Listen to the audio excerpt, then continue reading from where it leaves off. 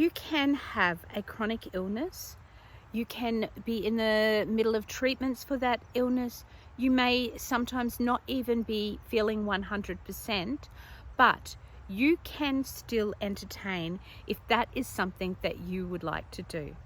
I know this because I have had cancer for about 7 years now, and I have 5 children. We are a family who like entertaining. We've got an excellent home area that is conducive for entertaining, and we do entertain.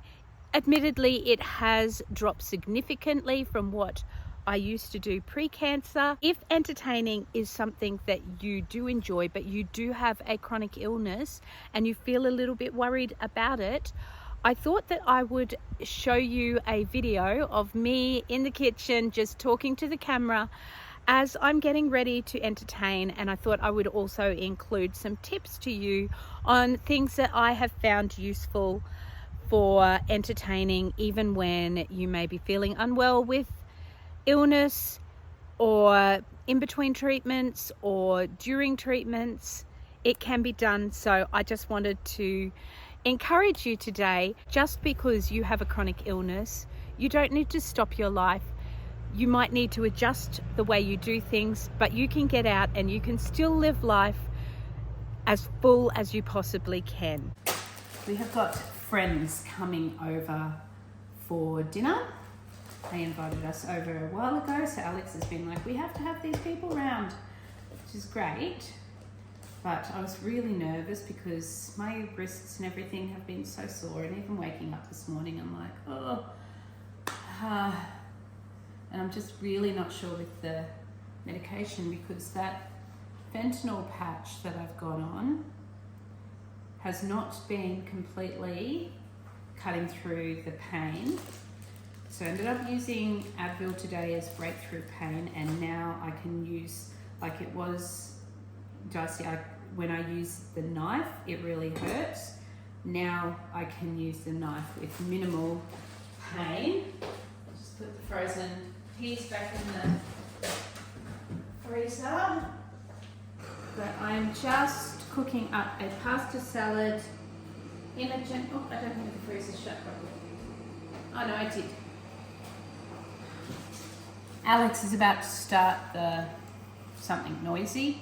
Imogen's made brownies already, so that's great. And yes, I'm going to cut some capsicum for in pasta salad. I've got some eggs boiling to go in there. Anyway, I'm using a new recipe, so we'll see how that goes. Guinea pigs. And yes, it's one of those things where I feel nervous sometimes really feel nervous about having people over for dinner, which is something that we always have done a lot of. I grew up in a household that entertains a lot, and when we first had children, before we had children, well, even when we first had children, and before we had children, every Saturday night we would always have people over for dinner, or be going over to people's place. But let's face it, people don't entertain so much anymore. And yeah, so it was more likely that we were having people over to our place. Then we got 5 kids, and it's really rare that we get invited to places anymore, because it is very daunting to invite 5 people around if you're not used to cooking for such large crowds. So yes, we really appreciate when we do things, go out to people's places. But yeah, I just get nervous at the moment because I never know what I'm going to feel like. Because even yesterday, after book club, I had a terrible night's sleep and only ended up getting 3 hours. And yesterday I just was slowing down all day until I got to the point where I thought I can't function anymore. And then I went to sleep, set my alarm to pick the children up because Jonty's on his Duke of Edinburgh hike. I need to get something out of my microwave. And when I woke up, I was just so out of it, and I had trouble breathing. Just the sudden wake up, I think. I was just in such a deep sleep. I was worried about the breathing, but it actually settled down straight away. But I just rang Alex and said, this is the beauty of Alex being able to work from home. He doesn't work in the house, he just works next to the house. And I just rang Alex and said, can you go up and get the kids? And there's my eggs. That's the egg roll.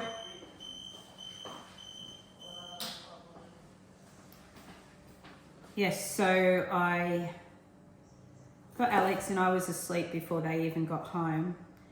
And I slept until, I think it was 8:45 at night, and they were just getting home from youth. So obviously really needed it, and I just stayed up for an hour or so and then went back to bed, which is really unlike me. But I mean, I did only have 3 hours, and I think thyroid does make you tired, so obviously it's just really tired.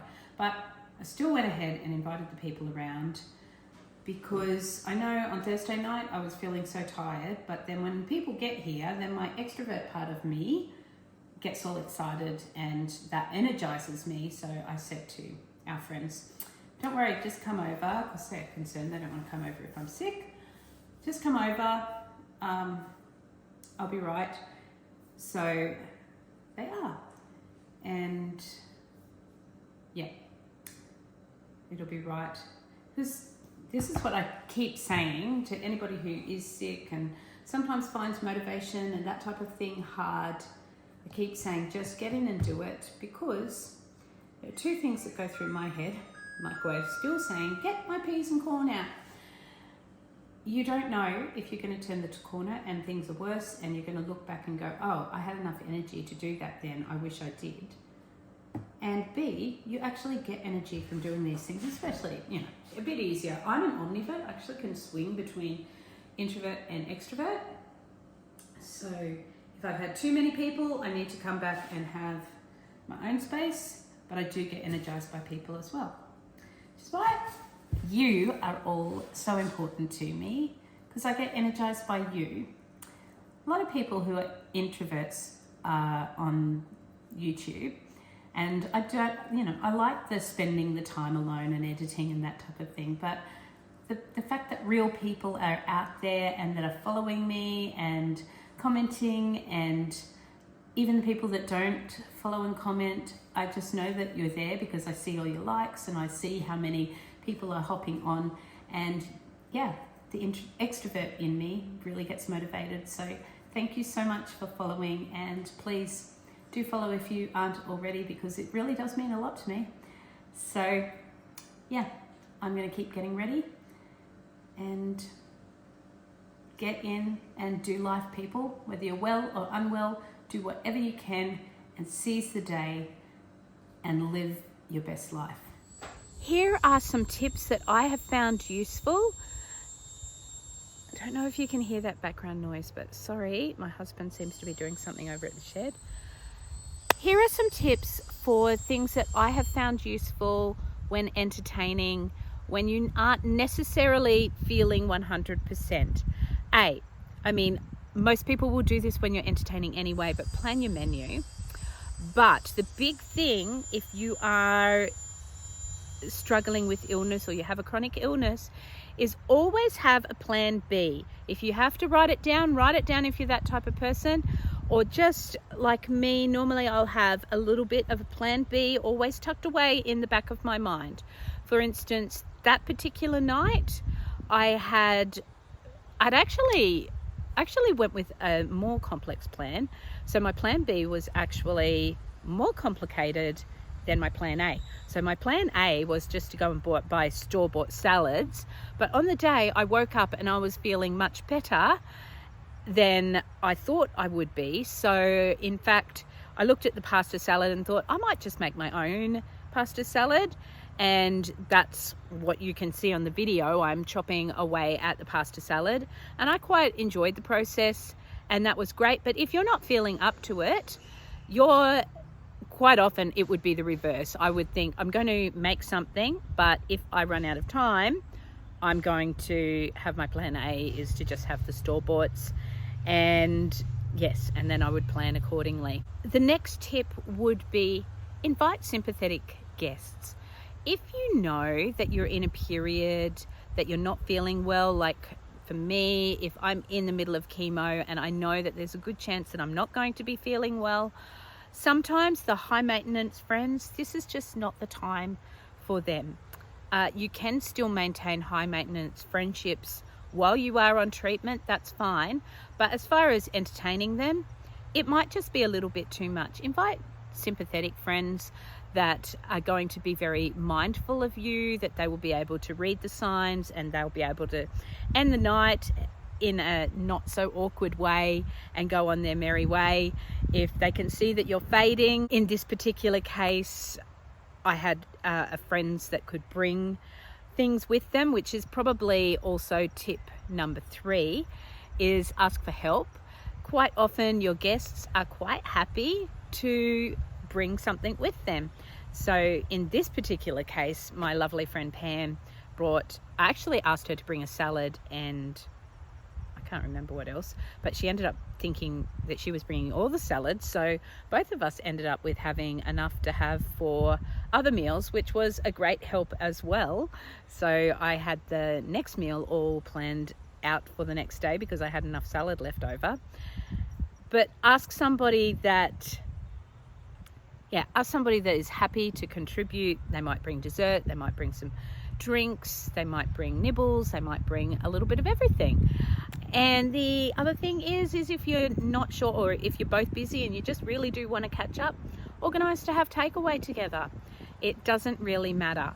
Which brings me to tip number 4, which is embrace shabby hospitality. I read an article on this. I don't know whether it was called shabby hospitality or I've developed that one as my own word for it, but I just really have embraced. My house is never going to be Pinterest perfect. I've talked about that before if you are a follower of mine. And for the most part, people are more than happy to spend time with you in a not so perfect place than to come into a perfect place, or to not come and spend time with you at all, because your house, it takes a lot of effort to get it to perfect stage when you have a chronic illness. Even on this past weekend, Jonty had a party and invited a lot of people over, and I was just like, well, whatever will be, because I was trying all week to do the best I could, but I was just moving so slowly I couldn't get everything done. In the end, I got help with my sister and my brother-in-law and just came over and was sweeping floors, cleaning toilets and everything, because their daughter was coming to the party too. So yes, ask for help. Of course, I think sometimes I feel like people think my children don't do very much. They do stuff. Could they do more? Yes, but you know what? They've grown up with a mother with chronic illness. So sometimes you have to remember it actually takes a lot of effort to train kids to do things. And when you've had a chronic illness for 7 years, some of that training process wasn't perfected. So just putting that disclaimer out there. But my children have been great. They are really great at getting, doing the last minute tidy up.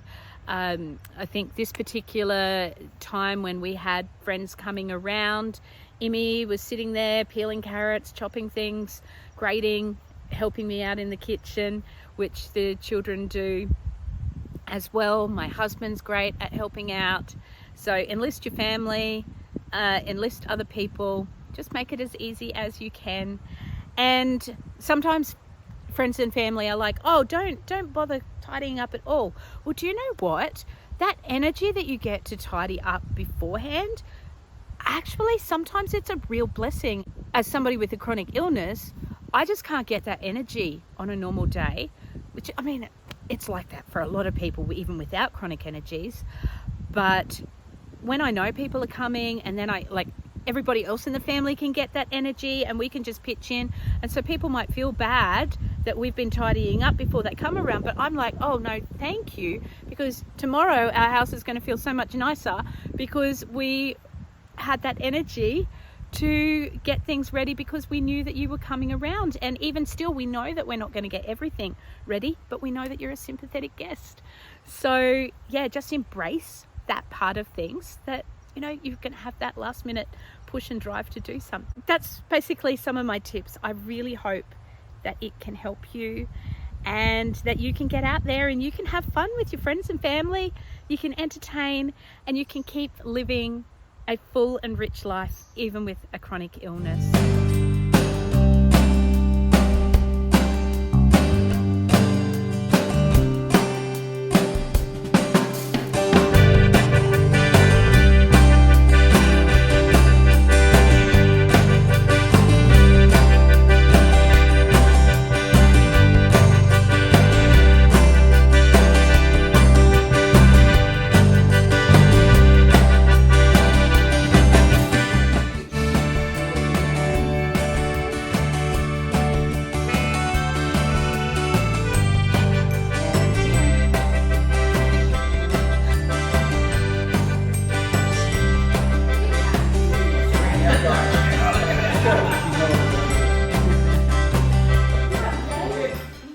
Now, I just love how community can happen. Well, it often happens when you are inviting people around and you are building community when you do entertain.